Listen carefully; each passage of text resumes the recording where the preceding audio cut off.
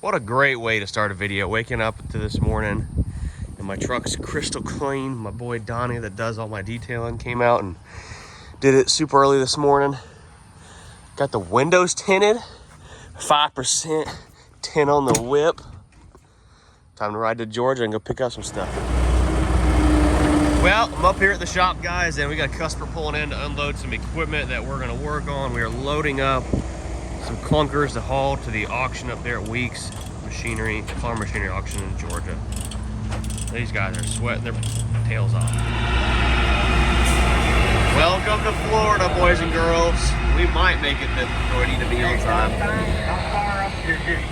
Got the CB going crazy today.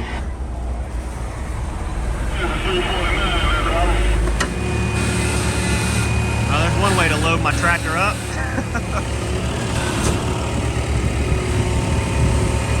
I bought for the engine out of it. I thought about doing some of those videos where the Indian guys like stand them up and stuff, but it runs and works. It's almost here, so I'm I definitely goofed and forgot to show you guys what we brought up here. So we unloaded. I guess I'll just show you. Got one loaded up though. Have you seen that? So I brought this little Bobcat. I actually bought it at the auction in Zephyr Hills near me about 2 weeks ago. And it's got some hydrostatic problems. It doesn't like driving in high gear, so we're gonna send it back to the auction, get rid of it. The little Montana we've had for a while, it's kind of an off-brand tractor. Loader frame's a little broken on it, a little bit of a turd. She's going too, and the little Mahindra over there, it runs and works good. It's just kind of rough, so. And there was a Kubota on here, but they already hauled it up there. I try to keep all of our tractors on the lot like 100% functional because we don't give warranty on stuff we sell, but big but, if someone does buy a tractor from us, takes it home and has problems, generally we'll take care of it within reason. So tractors that are clunkers, we just get rid of, so we don't have to deal with them. All right, folks, we're back up here at stop number 2, grabbing some tractors from this little Hurst Equipment brand, or a Coyote dealer. Got 2 little tractors, let's check them out. All right, so here's the first one. It's a Coyote CK25 shuttle shift, and we got a DK 5510. Comes with a set of forks and a bucket. We're gonna try to make them fit. Got a rainstorm coming, so I'm gonna try to beat the rain. We got one more stop today here in Georgia. So right here is their loading dock. I'm sure they use this for much higher trailers, but I don't know how it's gonna work out for this one. We're about to find out. There's a much nicer one over there. It'll probably work better, but maybe we can make this one work. Just getting the bucket, put over there in the fork, or the forks underneath the bucket there, grabbing that. Let's see if we can make it work. It's gonna be interesting. All right, so we opted to quit being lazy and got the correct ramps out. Got this one backed up in there snug. I gotta put one 70 horsepower tractor on the back of this trailer still, so. Just pick the loader all the way up.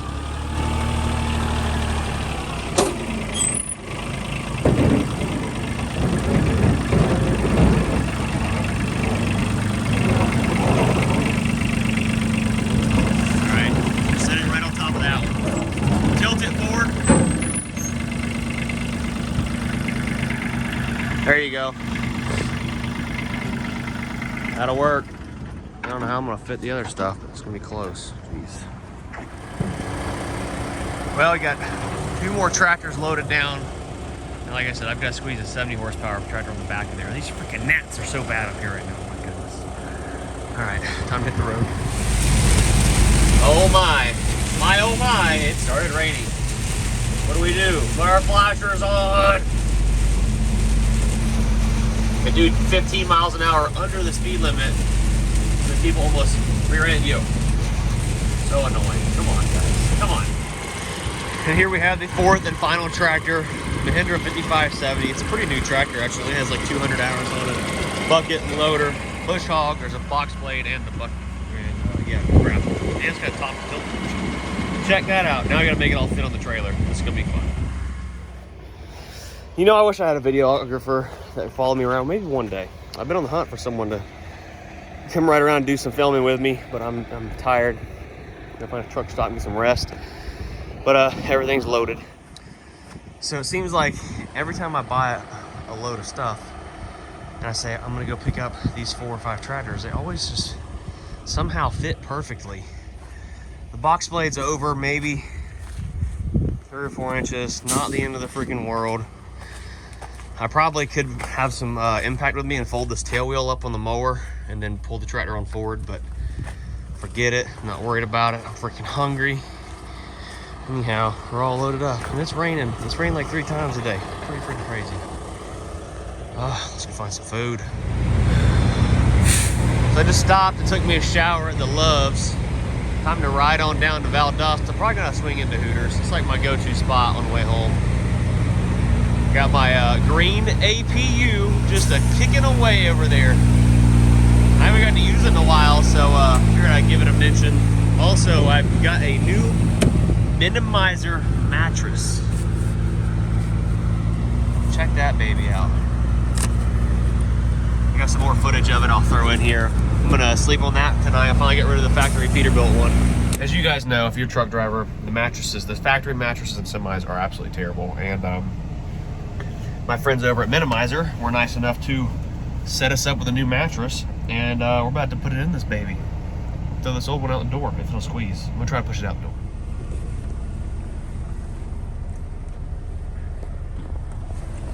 Can you pull on this here mattress for me, sir? Pull this one out? Yeah.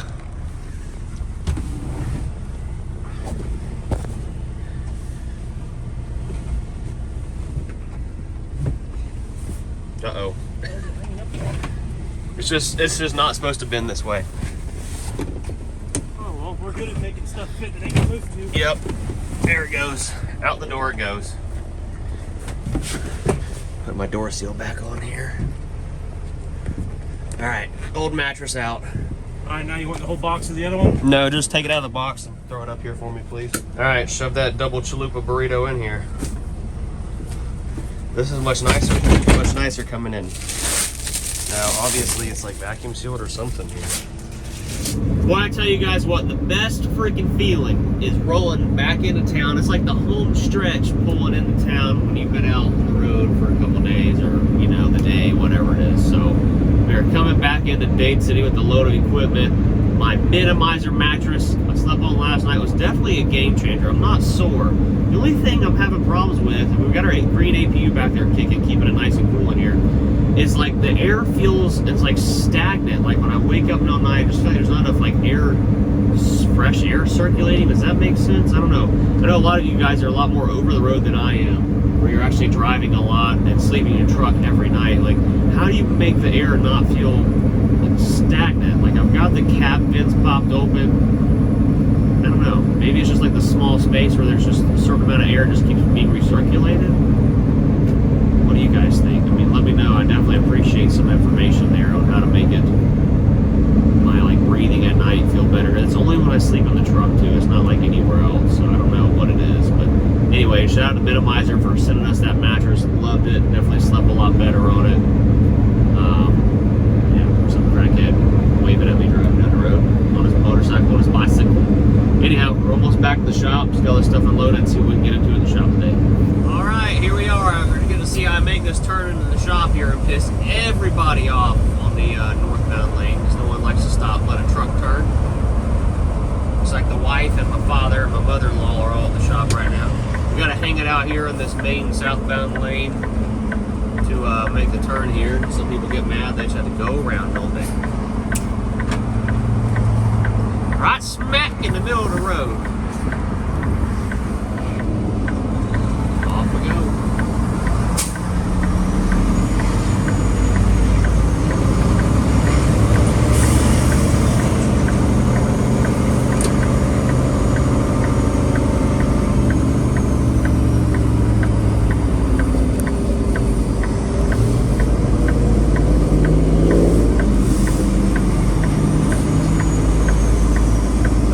These tratters.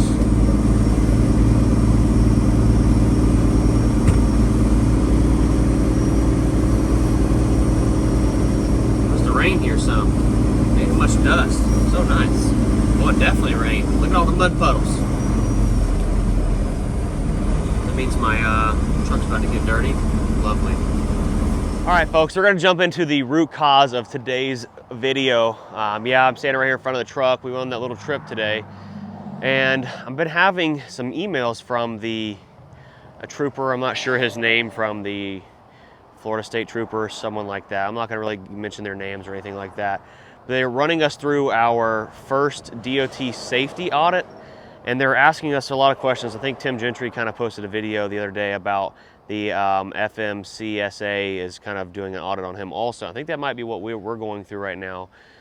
And it's not very easy. He made it out that it's very easy, and that may be for a company that is for hire, but for us, being that we are not for hire, it's been very difficult, and I'm going to explain to you why. So when I originally spoke to the trooper, very nice guy, very understanding. He's trying to like walk us through everything with getting us through the safety audit without failing it. Now keep in mind, the audit is not something that there's fines involved or anything like that. It's more or less you just turn everything in and you pass it, or you turn everything in and you don't pass it. They just give you a fail, and then you're submitted to the FMCSA, and then they come in and do whatever they're going to do. And I think that's what we're going to go through, because we're not going to pass ours. And the reason being is in this email I just received, because we turned in all of our stuff today to them, and he said that he has to submit it and we're going to auto fail, as they put it, which makes things difficult. And I'm going to answer a lot of questions a lot of folks have had for us, is how do we run and do the things we do without running e-logs. And the simplest answer is, the trooper that we've been going through the safety audit with told myself that we do not have to run an e-log. And you think, well, you've got a brand new Peterbilt 2023, you know, it's got emissions and all that stuff. You must have to run e-logs for sure. 90% of our, well, I wouldn't say 90%, most of our stuff we do with the truck is run into auctions right here locally, or delivering stuff right here locally, and within a 150-mile air radius of the business here where the truck's registered to. So it doesn't require us to run a paper log or an e-log most of the time, but since we do leave the state every now and then, we have to run a paper log. But the reason we don't have to run an e-log is because meaning myself, I don't have to run an e-log. The state law is written that you have to run an e-log is if you cross your 150-mile air radius more than 8 days out of the month. And we don't do that for work now. Now, we do travel every now and then out of state for going to truck shows, going to do work on the truck, things like that, but that's not work related to hauling equipment back here to the shop to sell. So that's how we get around not having to run an e-log in the truck. With all that being said, keep in mind that I just told you we don't have to run an e-log, and I just got our email saying that we're basically going to fail this audit because we don't have, right here. It says in the email, unfortunately, I do not have all the required documents, including ELD records. So how are they going to require us to turn in ELD records when we're not required to have an ELD? So it's right there. It's like we're being set up to fail as a small trucking company, not for hire. We do not load anything on that trailer that we're being paid to haul, period, ever. We have a little 5500 Dodge out back that we do local deliveries within our 150-mile radius. When we deliver for free, we never charge for delivery. We have a free delivery within 150 miles. It's on all of our receipts when we do sell stuff. So right there, right off the rip, they're failing us because we don't have to, because we need to turn in an ELD records, but then we're not required to have ELD. So it's like we're stuck between a rock and a hard spot. So it makes it very difficult for someone like myself and the situation I'm in with what we do when we're not for hire. So it's like we're almost like forced to be outlaw trucking like the things were back in the early days when, you know, everybody just ran down the road and did what they did, and if you got pulled over, you just got a ticket.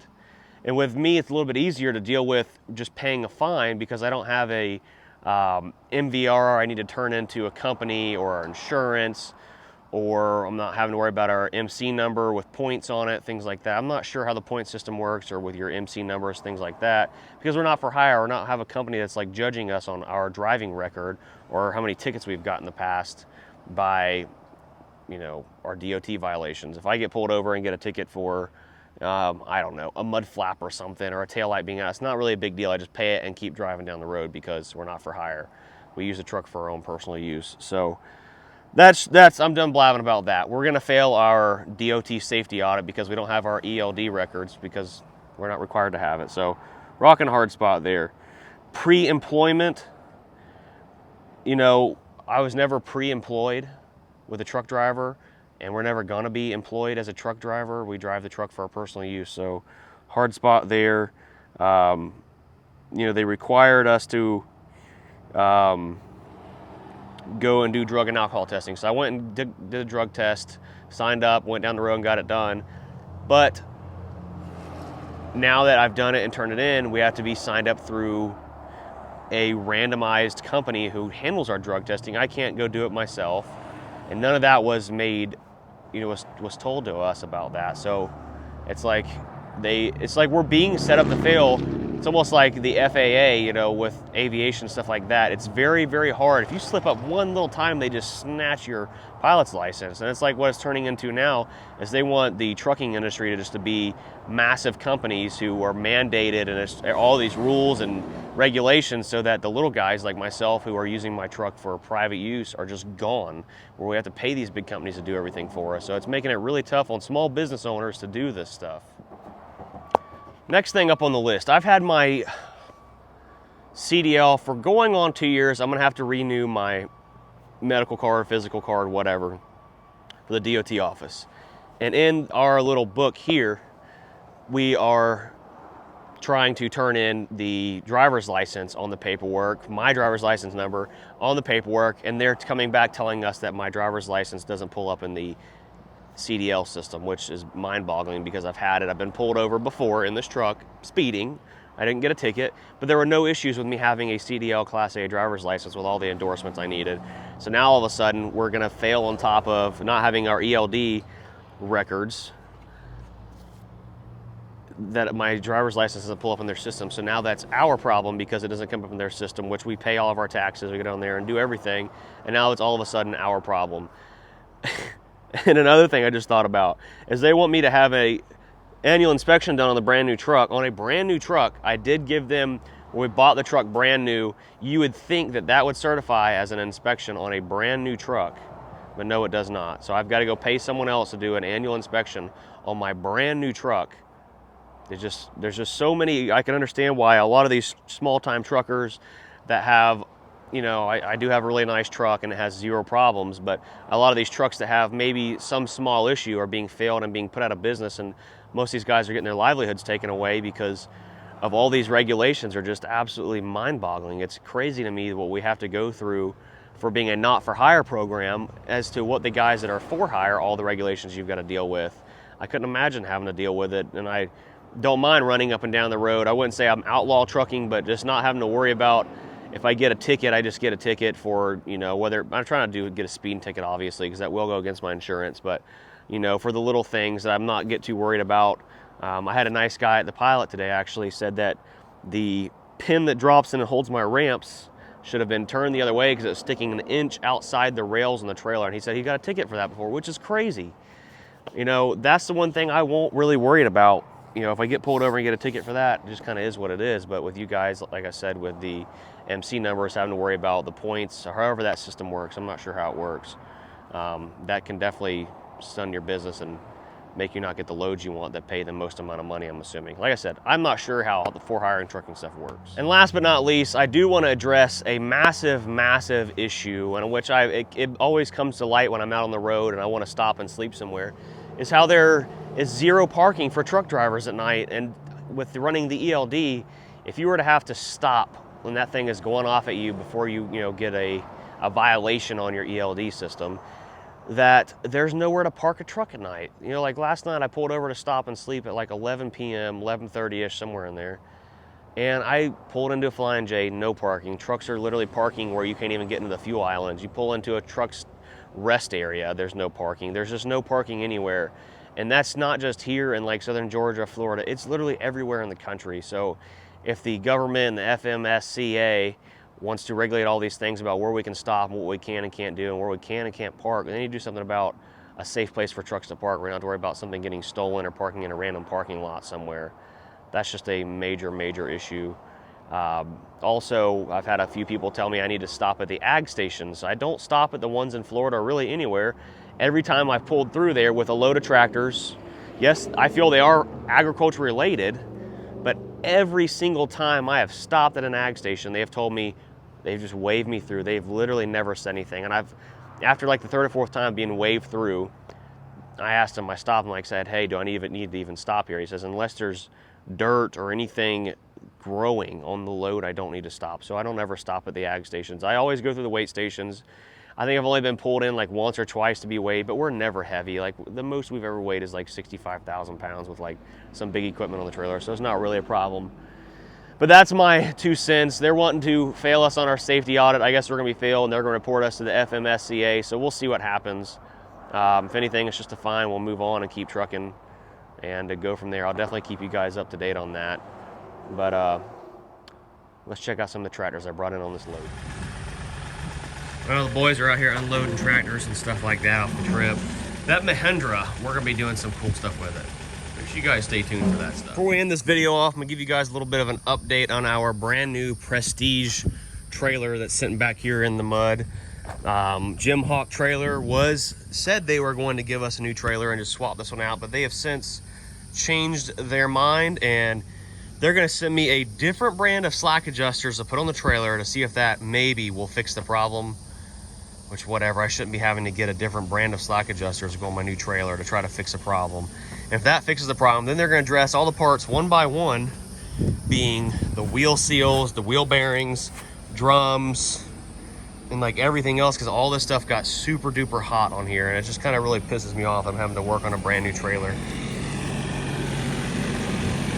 So yeah, that's the update. Comment down below if you let me know all the troubles you guys are maybe having with this FMCSA,